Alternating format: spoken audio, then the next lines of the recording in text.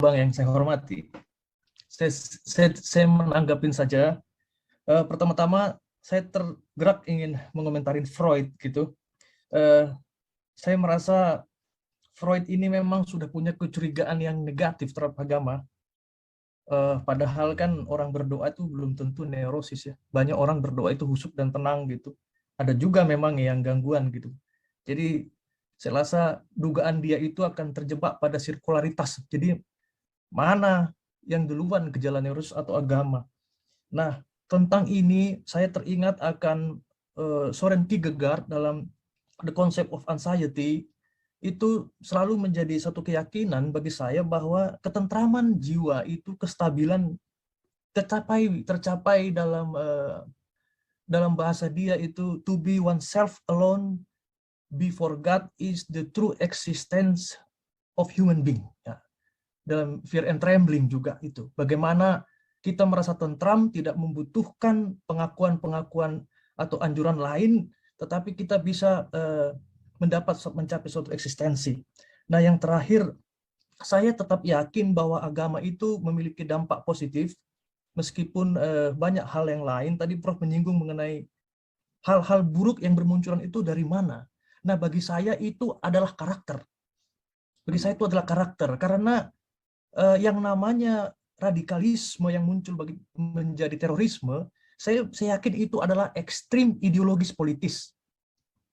Karena kita bisa melihat Baader-Meinhof juga di Jerman itu berteriak atas nama keadilan, tapi akarnya itu adalah rasa iri. Tidak puas, seperti juga terorisme yang bernapaskan atau memakai simbol agama. Tetap saya yakin agama itu, seperti kata Durkheim, adalah pengetahuan mula-mula pertama. Dan dia ritus yang memelihara. Nah, di Indonesia saya yakin masalah ini menjadi menggelembung itu sebenarnya karena politik. Tapi dilihat dalam senja ini tentu berjalan makin baik. Sejak kita pertama mampu merumuskan Pancasila, itu pegangan yang baik. Nama Abdullah Ahmad bin Naim yang ada di Sudan, yang merupakan murid dari Muhammad Toha. Ini juga satu perjuangan yang baik dari kelompok Islam yang menawarkan suatu reformasi, suatu pandangan tentang agama di situ, tentang pandangan yang baru. Saya pikir ini akan mirip seperti yang terjadi dalam reformasi gereja, bukan berbicara mengenai eksesnya, tetapi memang akan selalu ada perjumpaan, akan satu perjumpaan. Nah, terakhir saya menutup dengan suatu kutipan dari René Girard yang berkata bahwa sejarah itu bergerak hanya menunjukkan serangkaian kegagalan manusia yang selalu diimbangi Tuhan dengan upaya baru yang dia ciptakan hanya untuk menunjukkan who he really is, siapa dia yang sebenarnya. Saya tetap yakin jangan berhenti beragama dan jangan berhenti beragama yang baik. Terima kasih. Ya, ya, Bung Wadyo. Yang pertama itu, ya kritik atas Freud tentu saja betul sih. Mana yang duluan, neurosis terus mengakibatkan agama atau agama yang melahirkan neurosis itu, tapi sebetulnya dalam banyak hal itu sudah dipatahkan oleh muridnya sendiri kan, oleh Carl Gustav Jung. Kalau Freud bilang penyebab neurosis itu agama, Carl Gustav Jung justru sebaliknya, agama itu adalah terapi untuk neurosis, ya, jadi justru kebalikannya gitu. Dan yang akhirnya menyebabkan hubungan mereka retak ya antara guru dan murid itu, antara Freud dan Jung. Dan ujung-ujungnya sebenarnya kalau di dunia sains yang lebih berpeluang untuk dikembangkan dan faktanya makin berkembang adalah gagasan yang Carl Gustav Jung sih sebenarnya, bahwa religiusitas atau spiritualitas itu ada kaitannya dengan ketaksadaran kolektif dan sebagainya, dengan intuisi dan sebagainya. Oke, tapi tadi dari Kierkegaard bahwa dia meyakini ketentraman batin yang sejati itu ketika kita sendirian langsung berhadapan dengan Tuhan ya. Nah itu memang menarik, tapi Kierkegaard itu sampai ke situ lewat pergumulan yang panjang juga kan. Lewat pergumulan yang panjang juga yang kemudian dia sistematisasi sebetulnya menjadi 3 tahapan kehidupan.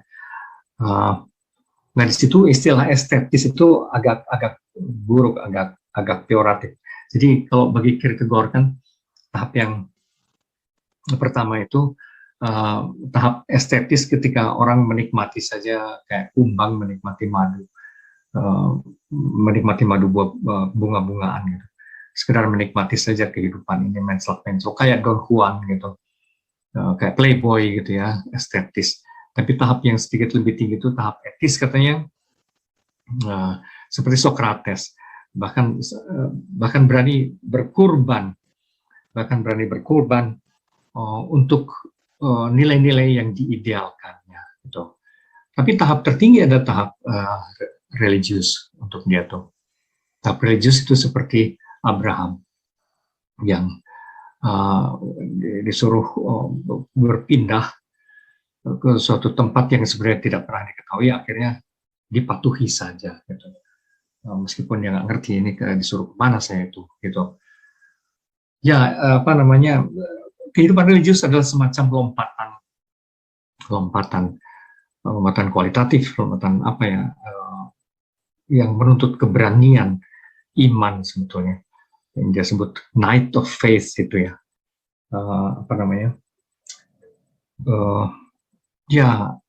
semacam kepahlawanan, meloncat ke dalam sesuatu yang tidak sepenuhnya kita ketahui. Ada hubungan trust yang luar biasa. Nah, trust macam itu pada akhirnya memang sesuatu yang personal.